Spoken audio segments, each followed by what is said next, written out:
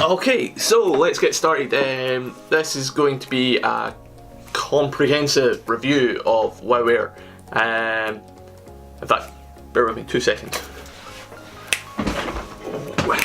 Alright. So, as I was saying, I now have my caffeine fit. As I was saying, it's going to be a comprehensive review, quite a short one, but there's not much to be said.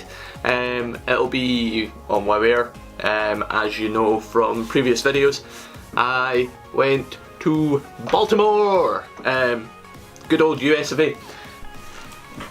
So, point one with the trip to Baltimore on WOWAir.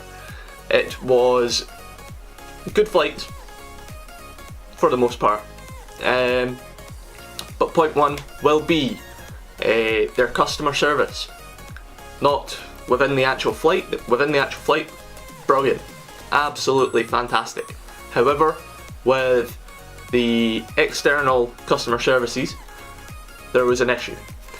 I had been comparing a lot of different flights and providers to find out which was the cheapest. I done this through Expedia, and they showed WOWAir with extremely cheap flights. I then hadn't heard of WOWAir, so went to look into them a wee bit more, went onto their website, and out of curiosity typed in the same flights, and it came up as more expensive. Now, upon finding this, I emailed the company. I hadn't got a reply within a day or two, so gave them a call. As is the way with majority of companies now, it's outsourced call centres, I believe. And I got the reply of, we can't comment on what other companies are doing. They didn't say exactly why there was any difference in price when you would think it would be the service provider that would be able to give the biggest cuts. However, that being said, moving on to point two. We flew from Edinburgh Airport to Reykjavik, and that flight, absolutely fantastic. The food on board, I paid extra overall just to get extra legroom and in-flight meals. Because it was a budget airline, they didn't supply in-flight meals on the standard payment. However, the food was alright, it was nothing special.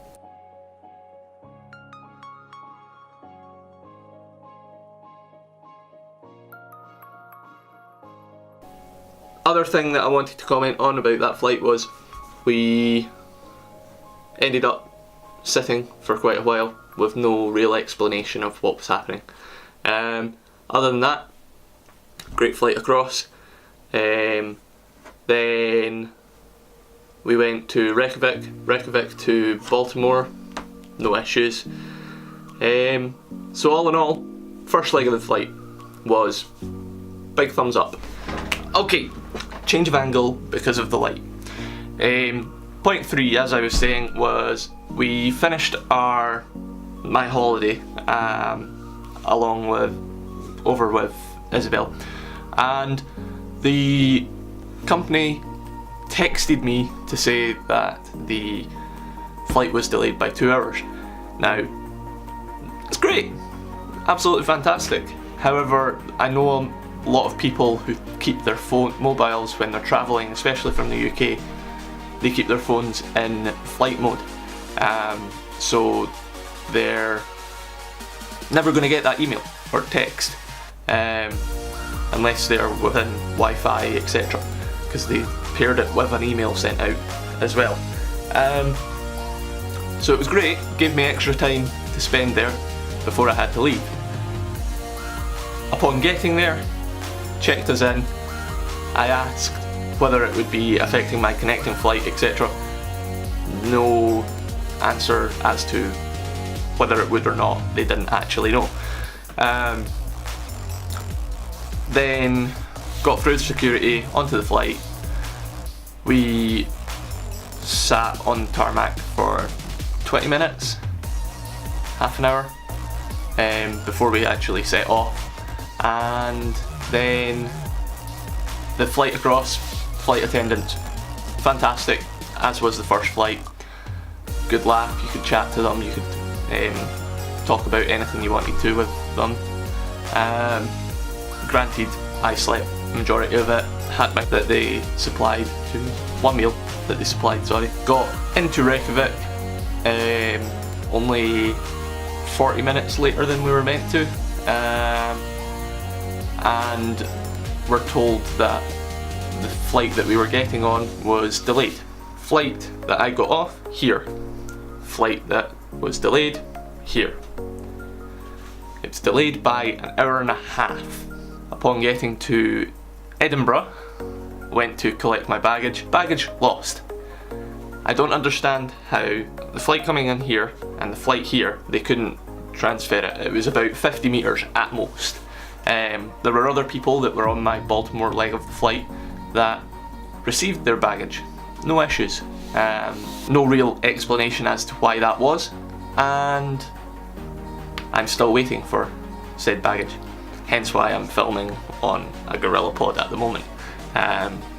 But so guys, to conclude, I wouldn't recommend personally WOWAir.